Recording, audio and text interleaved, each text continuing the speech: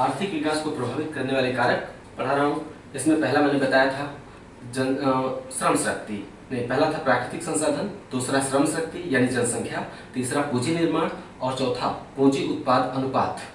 आर्थिक विकास को प्रभावित करने वाले दो कारक शेष रह गए थे, टेक्नोलॉजी और इंफ्रास्ट्रक्चर यानी आधारभूत संरचना या आधारभूत ढांचा।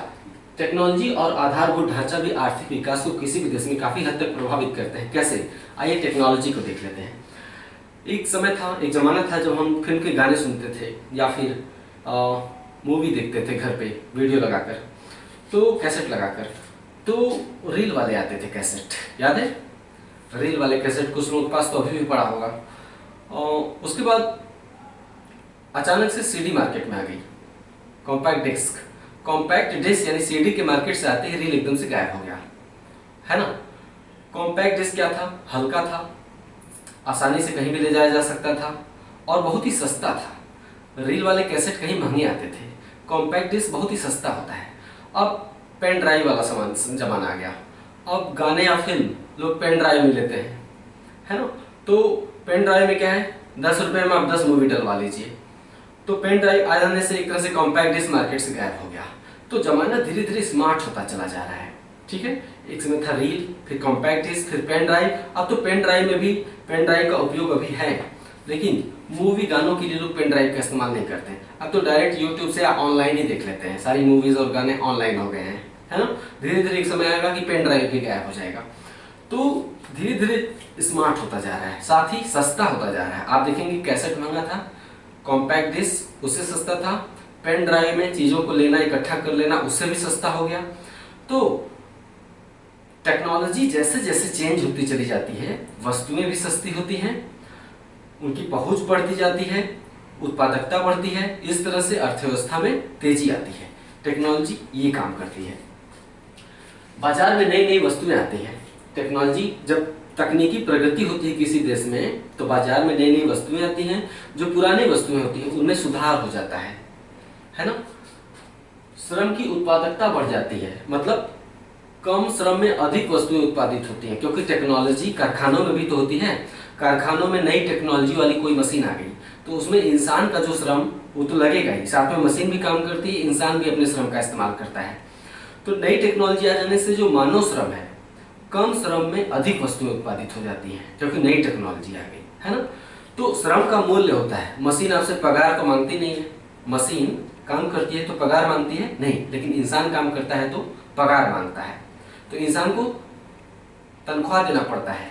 तो अगर मान लेते हैं कम श्रम में अधिक वस्तुएं पैदा हो जा रही हैं, उत्पादित हो जा रही हैं, तो जो फैक्ट्री का मालिक है उसकी लागत कम आएगी, तो वो वस्तुओं का मूल्य क्या रखेगा? सस्ता रखेगा। क्यों? क्योंकि कम मेहनत में अधिक वस्तुएं उसकी बन जा रही है ना। तो श्रम की उत्पादकता बढ़ जाती है, मतलब कम श्रम में अधिक उत्पादकता होती है, जिससे उत्पादन लागत घट जाती है, वस्तुओं का मूल्य कम हो जाता है। इससे आर्थिक विकास में तेजी आती है, ठीक है। E.F. शुमाकर एक अर्थशास्त्री हैं। E.F. शुमाकर ने एक किताब लिखी, स्मॉल इज ब्यूटीफुल। सवाल पूछा जाता है कि स्मॉल इज ब्यूटीफुल किसकी कृति है, किसकी रचना है? E.F. शुमाकर की है ना। नाम माइकल शुमाकर से मिलता जुलता है ठीक है। तो उन्होंने अपनी पुस्तक में इंटरमीडिएट टेक्नोलॉजी की अवधारणा रखी है।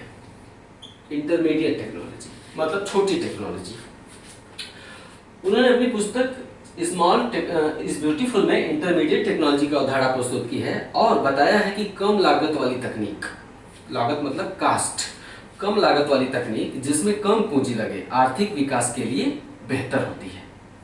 मतलब छोटी छोटी तकनीक जिसमें कम पूंजी लगे, सस्ती तकनीक आर्थिक विकास के लिए बेहतर होती है। Next, infrastructure. ये इनका जो अवधारणा है किस लिए हो सकता है, समझ रहे हैं?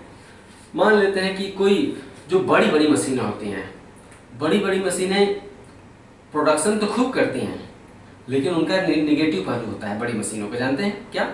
आप जानते हैं, रोजगार खा जाते हैं, वो एम्प्लॉयमेंट खा जाते हैं।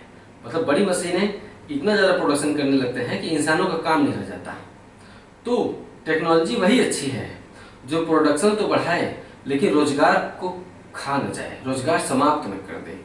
ये अवधारणा हो सकती है। आप समझ रहे हैं ना, छोटी छोटी तकनीक आर्थिक विकास के लिए बेहतर होती है। ऐसी टेक्नोलॉजी किस काम की, जो रोजगार खा गई तो पैसा लोगों तक पहुंचेगा कैसे, पैसा नीचे तक उसका रिसाव कैसे होगा, निचले वर्गों तक, रोजगार ही तो माध्यम है ना।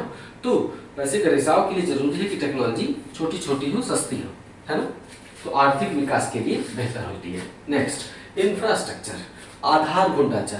आधारभूत ढांचे के बिना आर्थिक विकास की कल्पना ही नहीं की जा सकती। इंफ्रास्ट्रक्चर एक तरह से आर्थिक विकास का पैर होता है, इसके ऊपर ही आर्थिक विकास दौड़ता है।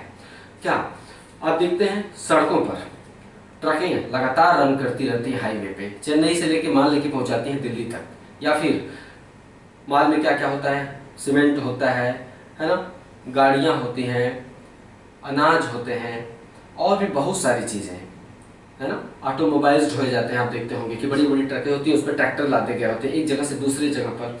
इसके अलावा और भी बहुत सारी चीजें, पेट्रोलियम हो गया। मतलब सड़कों के बिना जब गति ही नहीं होगी किसी देश में, तो आर्थिक विकास की कल्पना कैसे की जा सकती है।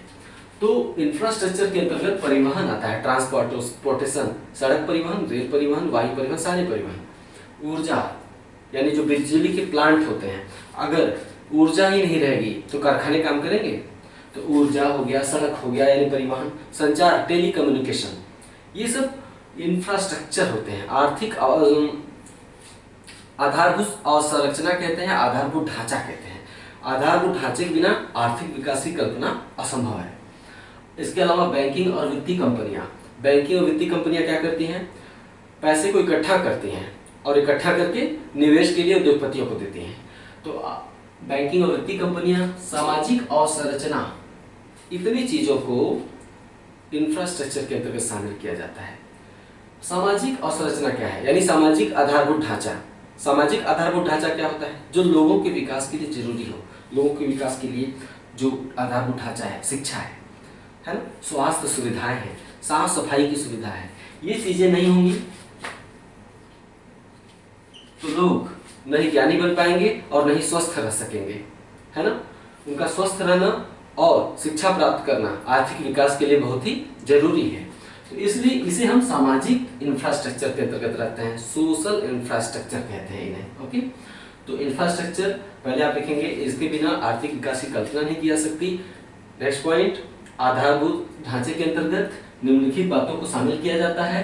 नेक्स्ट पॉइंट, इंफ्रास्ट्रक्चर को आर्थिक और सामाजिक उपरिव्यय भी कहते हैं। आर्थिक और सामाजिक उपरिव्यय सवाल पूछा गया है, फिर पूछा जाएगा कि आर्थिक और सामाजिक उपरिव्यय निम्नलिखित में से किसे कहते हैं। आप कहेंगे आधारभूत ढांचे को कहते हैं या इंफ्रास्ट्रक्चर को कहते हैं। आर्थिक और सामाजिक उपरिव्यय को इंग्लिश में इकोनॉमिक एंड सोशल ओवरहेड्स कहते हैं। 12वीं पंचवर्षीय योजना में अभी चल रहा है ना, 12वीं पंचवर्षीय योजना की अवधि क्या थी, उत्तर आंसर दीजिएगा कमेंट में। तो 12वीं पंचवर्षीय योजना में इंफ्रास्ट्रक्चर के विकास पर विशेष बल दिया गया है ना। 12वीं पंचवर्षीय योजना में कुल 56 लाख करोड़ रुपए इंफ्रास्ट्रक्चर पर व्यय के लिए लक्ष्य तय किया गया था कि इंफ्रास्ट्रक्चर पर 12वीं पंचवर्षीय योजना में 56 लाख करोड़ रुपए खर्च किए जाएंगे। ये 56 लाख रुपए मैंने गलती से लिख दिया है, इसे आप 56 लाख करोड़ बना दीजिएगा, है ना। तो 12वीं पंचवर्षीय योजना में कुल 56 लाख करोड़ रुपए इंफ्रास्ट्रक्चर में निवेश का लक्ष्य रखा गया था। दीपक पारेख समिति, सरकार सब कुछ खुद ही नहीं सोचती है, तमाम कमेटीज गठित करती है सिफारिश देने के लिए। ये बहुत ही हाई एजुकेटेड लोग होते हैं, तो 4-6 लोगों की एक कमेटी बना दी जाती है कि किसी बात पर आप विचार करिए, है ना। तो कमेटी जो होती है 4-6 महीने साल भर विचार करती है, एक लंबी फाइल तैयार करती है कारण सहित कि कैसे होना चाहिए, उसका कारण तैयार करती है, उद्देश्य तैयार करती है। उसके बाद सरकार को सुझाव देती है, लिखित सुझाव देती है, तो उससे सरकार को योजनाएं बनाने में आसानी हो जाती है। तो आधारभूत संरचना के लिए बड़ा निवेश का लक्ष्य रखा है सरकार ने। तो आधारभूत संरचना के लिए जो निवेश का लक्ष्य है वो पैसा आएगा कहाँ से, उतना इन्वेस्टमेंट के लिए पैसे आएंगे कहाँ से, तो उस पैसे का इंतजाम कैसे होगा, फाइनेंशियल इंतजाम कैसे होंगे, उस उद्देश्य से सरकार ने दीपक पारेख समिति का गठन किया था। तो आप पॉइंट लिखेंगे, दीपक पारेख समिति आधारभूत संरचना के वित्त पोषण से संबंधित है, यानी इंफ्रास्ट्रक्चर के फाइनेंशियल इंतजाम से संबंधित है ना, कि कैसे उसका पैसे का जुगाड़ कहाँ से होगा। तो दीपक पारेख समिति 2010 में गठित की गई थी। ओके, आगे तो परिभाषिक शब्द लिखे हुए हैं, एक है प्रदर्शनकारी प्रभाव और दूसरा है कॉन्स्पिकुअस कंजम्पशन यानी कॉन्स्पिकुअस उपभोग। इसे मैं पहले ही लिखवा देना चाहिए था। आर्थिक विकास को प्रभावित करने वाले कारकों में चौथा कारक था पूंजी निर्माण, वही पे से लिखवाना चाहिए था। पूंजी निर्माण में कुछ बाधक तत्व होते हैं, किसी देश में पूंजी निर्माण में बहुत से बाधक तत्व होते हैं, तो ये दो परिभाषिक शब्दों वाले बाधक तत्व हैं पूंजी निर्माण में, लास्ट में हम लिखवा दे रहे हैं। पहला आइए व्याख्या करते हैं। पहला लिखेंगे आप प्रदर्शनकारी प्रभाव। प्रदर्शनकारी प्रभाव क्या है? किसी भी व्यक्ति में अपने समृद्ध पड़ोसी की नकल करने की प्रबल लालसा होती है। व्यक्ति में ये कमी हमेशा बरकरार रहती है, किसी भी व्यक्ति में अपने समृद्ध पड़ोसी की नकल करने की प्रबल लालसा होती है।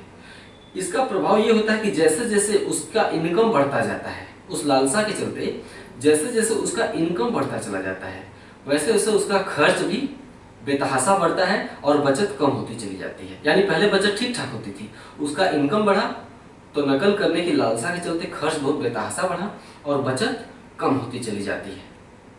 यह प्रवृत्ति किसी भी देश की आर्थिक समृद्धि के लिए नुकसानदायक होती है, आर्थिक विकास के लिए पूंजी निर्माण में बाधक होती है। ठीक है, इसे ही हम प्रदर्शनकारी प्रभाव कहते हैं, जो कि पूंजी निर्माण में बाधक होता है। नेक्स्ट, कॉन्स्पिकुअस कंजम्पशन क्या होता है? अगर किसी अर्ध विकसित देश मतलब अल्प विकसित देश है ना, अभी विकासशील है, विकसित नहीं हुआ है, किसी अल्प विकसित या अर्ध विकसित देश के नागरिकों द्वारा जब विलासिता की वस्तुओं पर बहुत अधिक खर्च किया जाता है, विलासिता की वस्तुएं महंगी होती हैं, तो अर्ध विकसित देश के नागरिकों द्वारा विलासिता की वस्तुओं पर जब बहुत अधिक खर्च किया जाता है तो इसे हम कॉन्स्पिकुअस उपभोग कहते हैं, यानी कॉन्स्पिकुअस कंजम्पशन कहते हैं। तो इन दोनों परिभाषिक शब्दावलियों को आप लिख लीजिएगा। आगे भी इस तरह के, अभी मैं अर्थशास्त्र के कुछ नियम पढ़ाऊंगा, जल्दी ही शुरू होगा। भारतीय अर्थव्यवस्था व्यापक रूप से स्टार्ट करने से पहले अर्थशास्त्र के कुछ नियम पढ़ाऊंगा, यानी इंडियन इकोनॉमी एक अलग पार्ट है और इकोनॉमिक्स, दो वर्ड सुने होंगे आपने। इकोनॉमी में अर्थव्यवस्था पढ़ते हैं, व्यवहारिक चीजें पढ़ते हैं, और इकोनॉमिक्स में इकोनॉमिक्स एक मतलब सैद्धांतिक बातें पढ़ते हैं, वो एक शास्त्र है अर्थशास्त्र, उसमें हम सैद्धांतिक बातें पढ़ते हैं, उसमें किसी देश की अर्थव्यवस्था का अध्ययन नहीं किया जाएगा। अर्थशास्त्र में अर्थशास्त्र में सैद्धांतिक बातें, जो परिभाषिक शब्द हैं उनके विषय में हम जानेंगे।